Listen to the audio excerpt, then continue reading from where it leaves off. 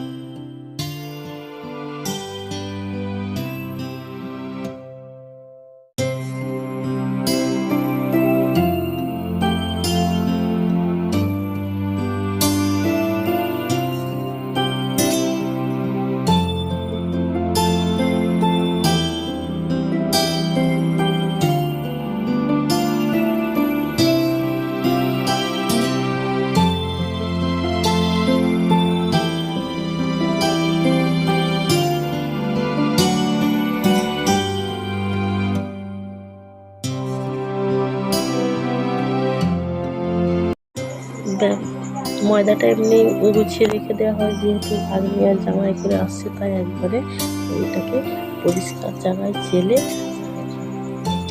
আম্মাজিকে দিয়ে দেবো পরোটা বানানোর জন্য। তাই আমি এখানে আগে ভাগেই চেলে নিচ্ছি।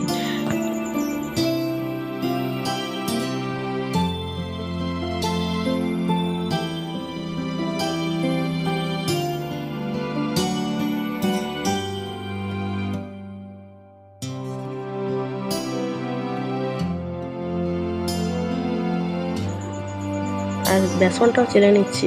বেসনটা চেলে নিয়ে আর একটু রোদে দিয়ে দেবো। বেসনে দলা দলা ভাব থাকার জন্য যখন কোনো কিছু তৈরি করতে চাই তখন সেই জিনিসটার মধ্যে দলা ভাব রয়েই যায়। তারপরে চামচের সাহায্যে গুলি বা হাতে করে গুলি, তাও ভাঙতে চায় না।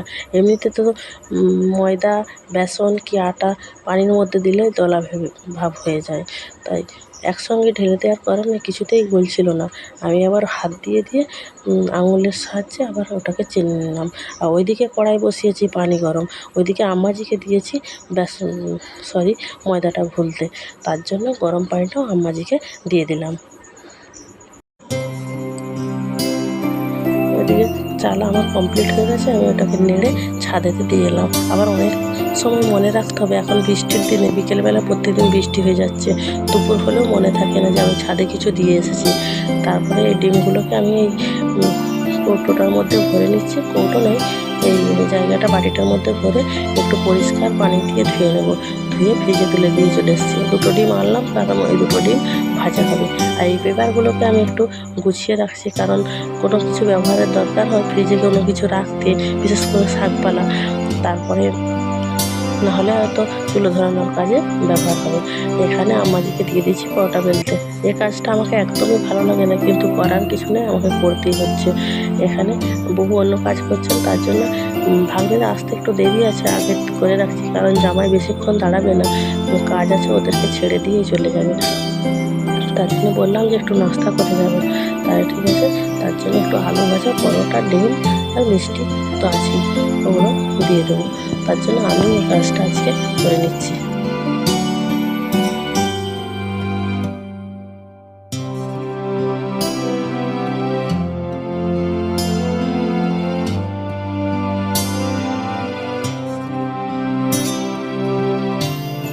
আলু কুচানোও কমপ্লিট, পেঁয়াজ কুচানোও কমপ্লিট। কড়াই তেল দিয়ে পেঁয়াজটা বেরেস্তা করে তুলে নেব, নিয়ে আলুটা ভেজে নেব।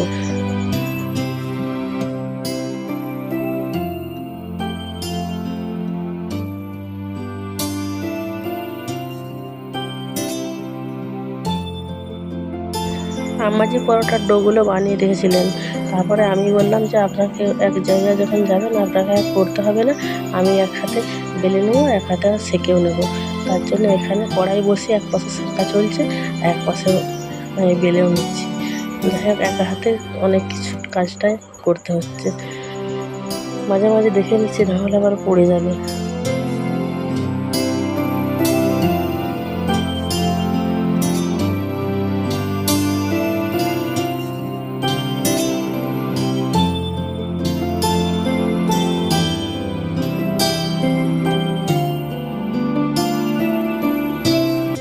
যাই হোক, জামাইকে নাস্তাটাও দিয়ে দিলাম।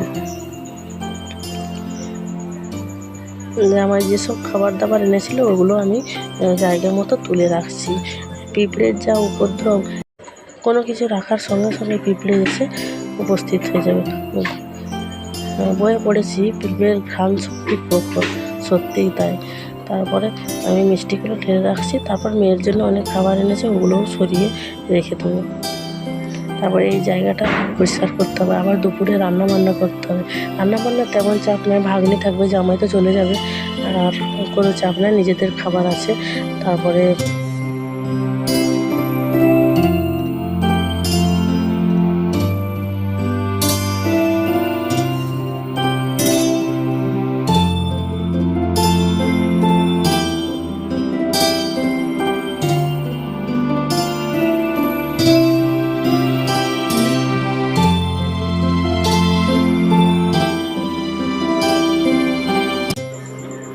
সব একের পর এক গুছিয়ে নিচ্ছি। একটা কথা মনে করিয়ে দিই, যদি নতুন কোনো বন্ধু আমার ভিডিও একবারের জন্য দেখে থাকেন, যদি কোনো জায়গা ভালো লেগে থাকে, প্লিজ একটা সাবস্ক্রাইব করে দেবেন, একটা লাইক করে দেবেন, আমার পাশে থাকবেন। আল্লাহ হাফেজ। এই যে ভাগ্নের ছেলে খেলা করছে।